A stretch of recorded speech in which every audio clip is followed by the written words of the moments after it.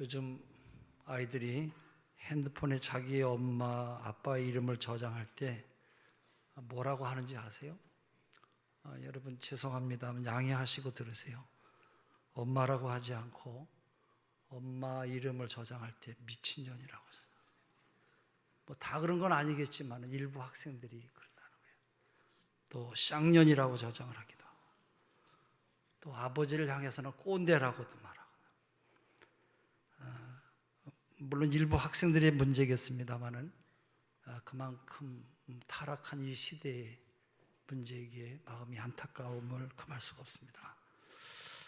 엄마 아빠는 자녀들을 잘 가르쳐서 훌륭한 사람들로 만들려고 열심히 아침 저녁으로 일하다 보니까 자녀들을 자기들이 바라는 대로 잘 하지 못하고, 또 자녀를 잘 키우기 위해서 일하다 보니까 자녀들하고 자연히 대화 시간이 줄어들고, 또 자녀들은 자녀들대로 친구들이나 사회에 그냥 방치되다 보니까 그들의 요구가 제대로 관철되지 아니하면 부모님과 다투게도 되지요.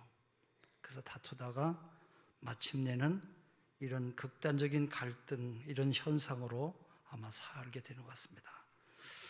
물론 예수를 잘 믿는 우리 성도들의 자녀들은 그런 일이 없겠습니다만, 신앙적인 사람으로 만들지 못할 때에 이런 갈등의 요소를 해결하지 못하는 그런 현상이 나타나는 것 같습니다. 구약 성경에 나오는 사무엘은 어려서부터 성소에서 신앙 교육을 철저하게 받으면서 생활했어요. 나중에 그는 훗날 국가를 책임지는 그런 사사로 정말로 귀한 믿음의 사람으로 성장했습니다마는, 그렇지 못한 홈리와 비느하스는 부모님의 신앙 교육이 제대로 이루어지지 않다 보니까 하나님께 먼저 제사 드려야 될 제물을 자기들이 먼저 먹고, 성소에서 일하는 여자들과 못된 짓을 하다가 결국 엘리 제사장의 가문이 몽땅 잘못되는 것을 우리가 성경을 통해서 보게 됩니다. 우리 자녀들을 어떻게 키워야 되겠습니까? 우리가 기도로 키워야 될 것이에요. 기도로 하나님의 도움을 구하면서 키울 때 하나님께서 우리 자녀들을 잘 성장시켜 주시고, 가정과 사회와 더 나아가서는 민족을 위한 귀한 하나님의 사람들로 만들어 주실 것입니다. 훌륭한 사람의 배경에는 항상 훌륭한 부모님이나 할아버지, 할머니의 기도가 있었던 것을 우리가 볼 수가 있어요. 우리나라 6.25 전쟁 때 남쪽으로 피난을 내려가서 모두가 다 이제 끝이 났구나. 그럴 때에 미국에서 파견된 더글라스 메가더 장군이 1953년 9월 28일 인천 상륙 작전을 통해서 전세를 역전시키고 오늘 우리나라를 이렇게 만드는 데 큰 역할을 한 귀한 분이지요. 이분은 항상 잠자리에 들기 전에 기도하고 성경을 읽고 하루를 마무리하면서 지냈다고 그래요. 월남 전쟁뿐만 필리핀 전쟁 때도 그랬고, 우리나라 6.25 전쟁 때도 참전해서 어려서부터 그는 신앙 교육을 아버지로부터 잘 받은 그런 훌륭한 장군이에요. 그래서 우리나라 전쟁 중에도 하나님의 도우심을 바라면서 기도로 국가를 살리는 귀한 일을 한 그런 훌륭한 분입니다. 그 배경에는 항상 하나님을 두려워하는 그런 믿음이 있었고, 멀리 떨어져서 가족들과 있어도 항상 기도로 자녀들을 양육하는 그런 기도의 아버지였다라는 거예요. 메가더 장군의 자녀를 위한 유명한 기도문이 있어요. 내게 이런 자녀를 주옵소서. 약할 때 자기를 돌볼 줄 아는 여유와 두려울 때 자신을 잃지 않는 담대성을 가지고 정직한 패배에 부끄러워하지 아니하고 태연하며 승리에 겸손한 온유한 자녀를 내게 주옵소서. 생각할 때에 고집하지 말게 하시고 주를 알고 자신을 아는 것이 지식의 기초임을 아는 자녀를 주시옵소서. 오나옵나니 그를 평탄하고 안이한 길로 인도하지 마옵시고 고난과 도전에 직면하여 분투 항거할 줄 알도록 인도하여 주옵소서. 그리하여 폭풍우 속에서 용감히 싸울 줄 알고 패자를 관용할 줄 알도록 가르쳐 주옵소서. 그 마음이 깨끗하고 그 목표가 높은 자녀를 남을 정복하기 전에 먼저 자기를 다스릴 줄 아는 자녀를 내게 주옵소서.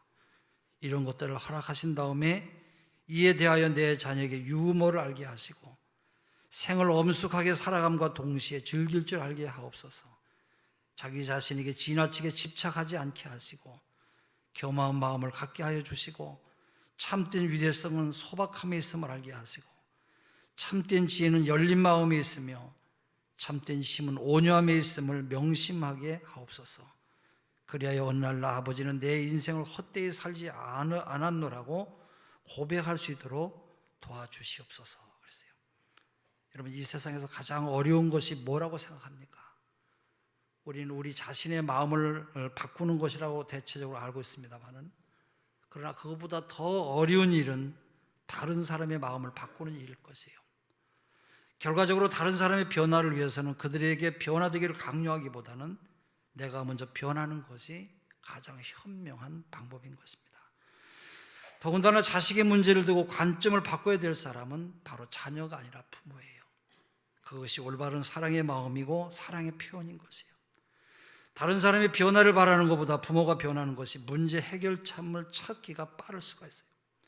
있는 그대로 사랑해주는 센스와 인격체로 인정해주는 너그러움과 진실한 마음과 소통, 그리고 긍정적인 부모의 마음이 긍정적인 자녀를 만들어가는 것입니다.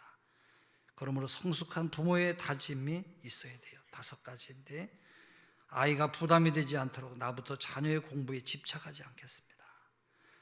2번째, 나의 분노를 아이에게 전달하지 않겠습니다. 건강하게 자라줘서 정말로 감사합니다. 아이가 자신의 삶을 선택할 수 있도록 최선을 다하겠습니다. 마지막으로 아이의 단점보다는 장점을 보도록 노력하겠습니다. 이런 자녀로 이렇게 키워나갈 때에 귀한 사람으로 성장할 것이에요. 아이들이 잘 자라야 그 가정은 물론 교회와 사회도 밝은 미래를 기대할 수가 있을 것입니다. 어린이는 가정과 나라의 꽃이며 희망이에요. 예수님께서는 어린이를 귀하게 여기셨어요. 어린이들의 마음은 순수하며 거짓됨이 없이, 어린아이들의 마음은 맑고 깨끗합니다. 그래서 어린아이들을 천국의 보배라고 그렇게 말해요. 가정은 귀하고 한 사회의 모체요, 사회의 기본 단위가 된다고 말해요. 그것은 그만한 이유가 있기 때문에 그래요. 가정을 통해서 그 민족의 모든 전통이 보존되고 신앙이 보존되고 전승되기 때문인 것이에요. 만약에 가정이 파괴되면 민족적 뿌리가 송두리째 뽑히고 모든 사회적인 전통과 신앙적인 유전까지 허물어지기 때문에 이 부모님의 훌륭한 신앙은 어떤 형태로든지 그 자녀들에게 크나큰 영향을 끼치기 마련인 것이에요. 자녀들이 올바른 인격을 지니기를 원한다고 한다면 부모들은 먼저 기도의 모범을 보여줘야 될 것이에요. 신앙의 부모로서 자녀를 위한 우리의 할 일에 대해서 말씀을 드린다면 먼저 가정을 통해서 우리가 좋은 믿음을 전승해 줘야 합니다. 모세가 호렙산에서 불타는 가시나무 숲에서 여호와 하나님을 만났을 때 하나님은 나는 네 조상의 하나님이니 아브라함의 하나님, 이삭의 하나님, 야곱의 하나님이라고 출애굽기 3장 6절에 말씀하셨어요.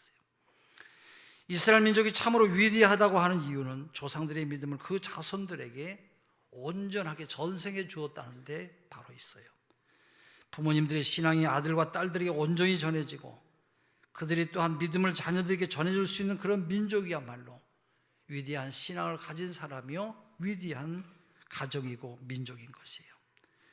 이 세상에서 부모된 사람들 가운데 자녀들을 위해서 먹여주고 입혀주고 공부시켜서 시집장가 보내면 그것으로 끝이라고 생각하는 사람들이 의외로 많이 있어요. 물론 그것도 중요해요.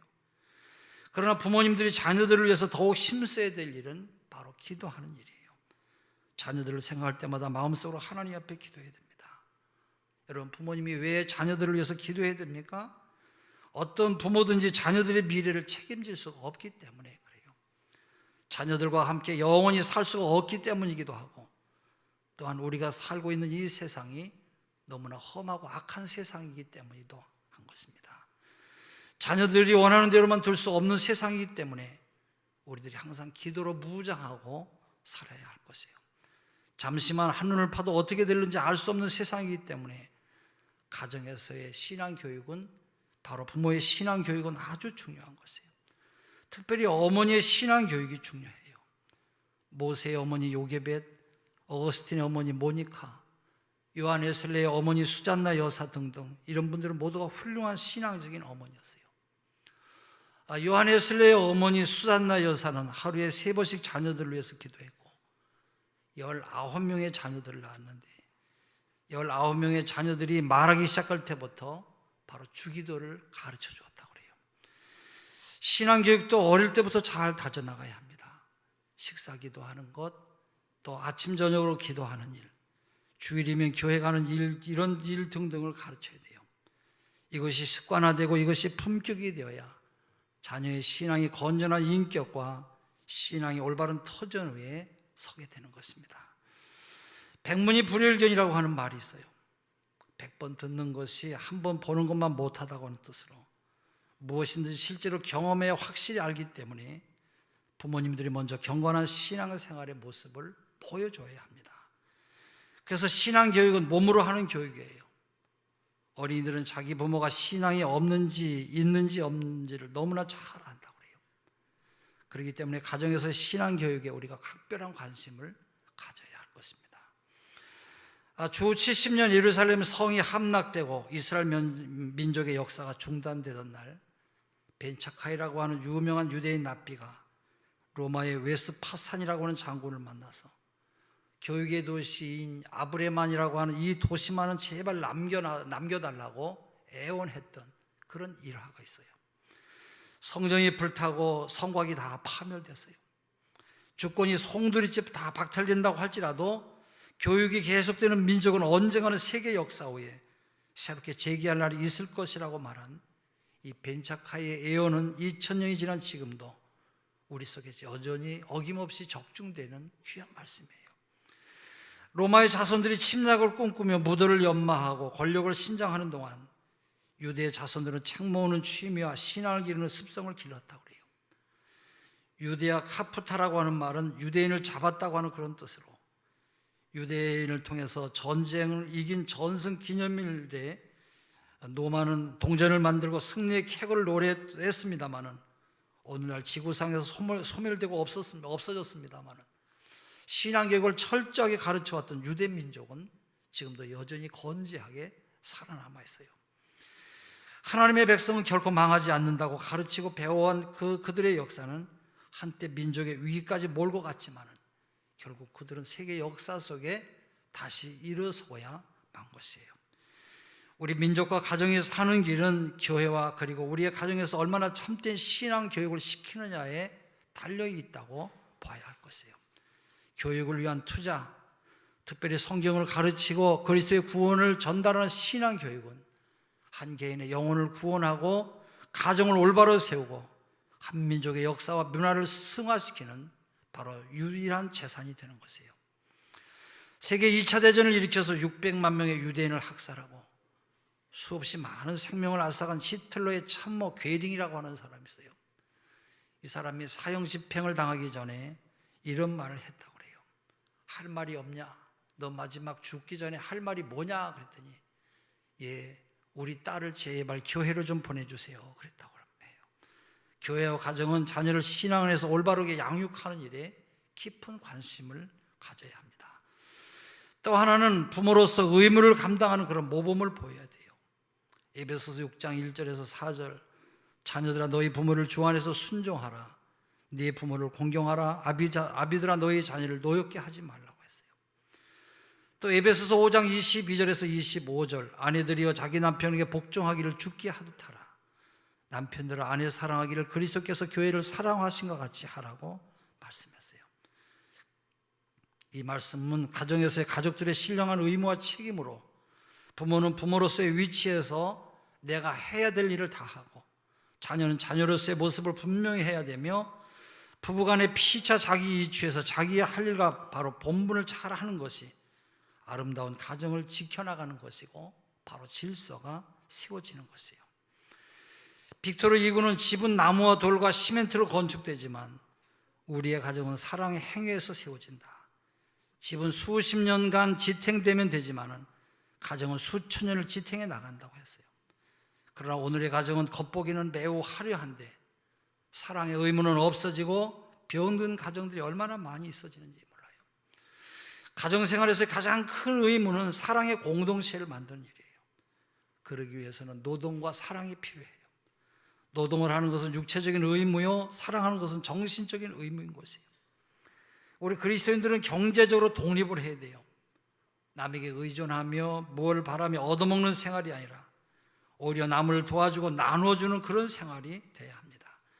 그러므로 직업의 귀천을 따지지 말고 자기가 할 수 있는 일은 열심히 하고 성실하게 노력해서 바로 적절한 수입을 올리는 것이 필요해요.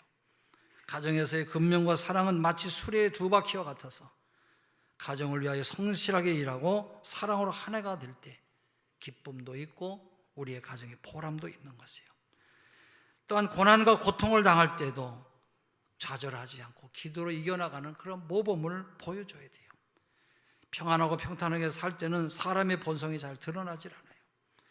그러나 뜻하지 않게 곤경에 빠지게 되면 그때는 지금까지 감춰져 있었던 추한 인간성이 우리 속에서 여지없이 드러나는 경우가 얼마나 많은지 몰라요.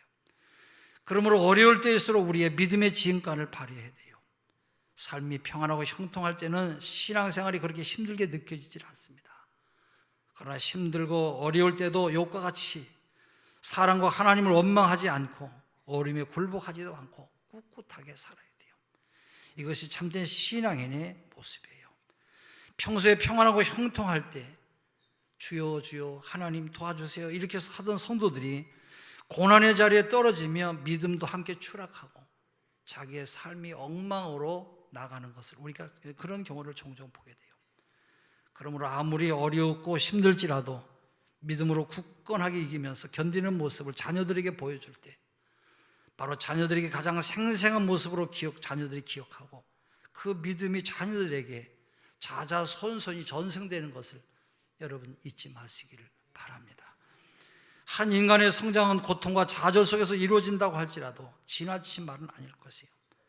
고통을 당하고 실패하고 어려움에 처하게 되었을 때 모든 것을 믿음으로 극복해야만 합니다. 그러한 용기와 결단의 모범을 자녀들에게 확실하게 보여줄 때 그들의 믿음이 신앙 안에서 아름답게 자라는 줄로 믿습니다.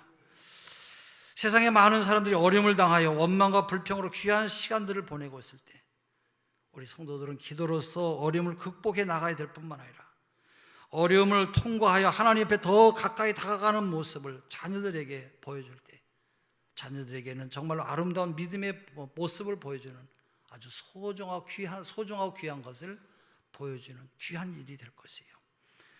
그 다음에는 자녀들을 축복해 주는 말로 믿음의 본을 보여줘야 돼요. 예수님께서도 어린아이를 안수하시고 축복하셨어요. 구약성경의 족장들은 모두가 그의 자녀들을 축복했어요. 축복의 말씀은 하나님께 아름답게 들리기도 하고 자녀들의 마음에 심어져서 자녀들 마음속에 꿈이 되고 인격이 되고 그들의 삶의 축복이 되는 것이에요. 그러므로 자녀들이 받는 축복으로 부모님들이 여생을 평안하며 즐기며 살아갈 수가 있을 것이에요. 지금은 세상이 많이 달라져서 그런 일은 없을 것이라고 생각합니다만은 옛날에는 우리 부모님들이 너무 어려움이 많고 사는 것이 힘들어서 그랬는지 자녀들에게 한을 품고 입에 담지 못할 욕을 하거나 심지어 저주까지 하는 말을 우리가 서슴없이 하는 것을 우리가 들어왔어요. 나쁜 놈, 빌어먹을 놈, 찢어 죽일 놈, 망할 놈, 문디 새끼, 지혜비 닮았다고 이렇게 하는 이런 끔찍한 듣기만 해도 이런 말들을 우리가 듣고 살았어요. 말은 여러분 씨가 된다고 그러지요. 창세기 9장 25절에서 27절 노아의 저주와 축복이 그의 자녀들에게 그대로 이루어지는 결과를 낳았던 것을 우리가 볼 수가 있어요. 셈과 야벳은 아버지의 축복의 말처럼 자자손손 축복의 근원이 되었고 그 후손을 통하여 위대한 인물들이 배출되었고 예수님의 족보에 그 이름들이 기록되는 놀라운 축복을 받았어요. 그러나 노아의 저주를 받은 가나안은 자자손손 지금까지 이 세상에서 천대와 갈시를 받는 그런 민족이 되어서 영원한 저주의 상징처럼 길을 펴지 못하고 사는 것을 우리는 역사 속에서 분명하게 보고 있습니다. 집안에서 욕을 들으면서 자란 아이는 결국 자신이 할 수 있는 것은 욕밖에 없기 때문에 밖에 나가면 이런 자녀들은 욕쟁이가 되는 것이에요. 거짓말을 잘하는 부모 밑에서 자란 아이들은 밖에 나가면 거짓말쟁이가 될 수밖에 없어요. 자녀들은 가정에서 보고 들은 것을 그대로 밖에 나가서 행동으로 옮기기 때문에 우리의 삶의 모습이 얼마나 중요한지 몰라요. 우리들은 자녀들에게 축복의 말을 하는 그런 부모가 되어야 될 것이에요. 문제가 있는 아이들에게도 입으로 저주하거나 욕하지 말고 축복해주고 좋은 말로, 사랑의 말로 타일러 준다고 한다면 그들의 마음속에는 아름다운 축복의 말씀들이 입력되어 있기 때문에 바로 그들의 생활은 축복으로 변하게 될 것이에요. 어린이는 축복을 받아야 돼요. 축복은 씨를 심는 것이요, 행복은 그 열매인 것이에요. 우리의 가정에서부터 자녀를 향해서 축복하는 말들이 여러분 속에 늘 진동하시기를 바랍니다. 또한 성공했을 때도 겸손하게 살아가는 믿음의 본을 보여줘야 돼요. 사람이 하나님을 믿고 살아가는 데 있어서 성공했을 때보다는 실패하고 고통스러울 때 하나님을 찾기 쉽다고 하는 것을 탕자의 비유를 통해서 볼 수가 있어요. 그러나 성공하고 평안할 때는 세상의 모든 것이 자기 것처럼 느껴져요. 두려울 것이 없어요. 여러분, 성공하면 얼마나 보람되고 흐뭇하겠어요. 성공하면 사람들이 자기를 알아줘요. 그래서 목에 기붓을 한 것처럼 잔뜩 목에 힘을 주고 교만해지기가 쉬워요. 성공하면 이제는 하나님 없이도 얼마든지 잘 살 수 있다고 생각하고 전심으로 하나님을 찾지 아니하고 게으름을 피우며 살게 돼요. 자기가 노력하고 땀 흘린 것을 세상이 알아주기를 원해요. 때로는 사람들이 자기를 알아주지 아니하면 삐지기도 하고 토라지기도 해요. 모세는 이스라엘 백성들에게 성공한 사람들에 대해서 신명기 8장 17절 18절에 이렇게 경고하고 있어요. 그러나 네가 마음에 이르기를 내 능력과 내 손의 힘으로 내가 이 재물을 얻었다 말할 것이라. 네 하나님 여호와를 기억하라. 그가 네게 재물 얻을 능력을 주셨음이라. 이같이 하시면 네 조상들에게 맹세하신 언약을 오늘과 같이 이루려 하심이라. 그렇습니다. 힘들고 어려울 때 자녀들에게 신앙의 모범을 보여주는 것도 중요하지만 내가 성공했을 때 교만하지 아니하고 겸손한 모습을 자녀들에게 보여주는 것도 살아있는 아주 귀한 교육이에요. 누구든지 평안하고 성공했을 때 진심으로 감사의 기도를 드린다고 한다면 그 사람은 온전한 믿음의 아름다운 모습을 보여주는 사람이에요. 고통 중에 기도하고 어려운 처지 있을 때 하나님께 도와달라고 기도하기는 쉽습니다만은 내 삶이 평안하고 내 사업이 형통할 때 하나님 감사합니다라고 겸손하게 기도하기는 더욱 어렵다, 그런 말씀이에요. 욥기서를 보면 욥이 평안하고 성공적으로 살아갈 때 욥은 항상 하나님을 경외하며 감사하며 살았어요. 욥은 아침에 일찍 일어나서 자식들을 생각하며 그들을 깨끗하게 하려고 자녀들의 숫자들을 일일이 번제를 드렸다고 성경은 말씀하고 있어요. 자식 가운데 어느 하나라도 내가 알지 못하는 사이에 하나님을 저주하고 죄를 지을 수 있다고 생각해서 잔치가 끝난 뒤에도 항상 그렇게 제사를 지냈어요. 욥은 모든 일을 항상 이렇게 신중하게 감당했다고 성경은 말씀하고 있어요. 욥처럼 잘 살고 형통하고 평안할 때 자식들을 위해서 끊임없이 기도를 드리는 모습을 우리들도 배워야 될 것이에요. 사도 바울은 고린도 교회에 경고하기를 고린도후서 6장 1절에 하나님의 은혜를 헛되이 받지 말라고 말씀하고 있어요. 이는 귀한 하나님의 은혜와 축복을 받고도 감사할 줄 모르는 사람들에 대한 그런 경고예요. 하나님의 은혜를 받았음에도 감사하지 아니하고 하나님의 축복 가운데 살면서도 그것이 하나님의 축복인 것을 바로 깨닫지 못하고 사는 사람이야말로 하나님의 은혜를 헛되이 받은 사람들이에요. 내가 성공하고 형통하게 사는 것이 모두 내가 잘나고 똑똑하고 훌륭하고 열심히 살아서 잘 사는 것인 줄 알기 때문에 이런 사람은 교만해지기가 아주 쉬워요. 그러나 욥은 항상 하나님 앞에 감사하며 살았어요. 여러분, 얼마나 귀한 일이에요. 자녀들을 위해서 드리는 기도, 바로 입으로만이 아니라 욥처럼 기쁨의 자리에서 하나님께 감사를 드리는 그런 기도를 할 수 있어야 될 것이에요. 마지막으로 사랑의 본을 보여줘야 될 것이에요. 우리들은 얼마나 어린이들을 무시하고 무관심한 가운데 많은 상처를 주고 사는지 몰라요.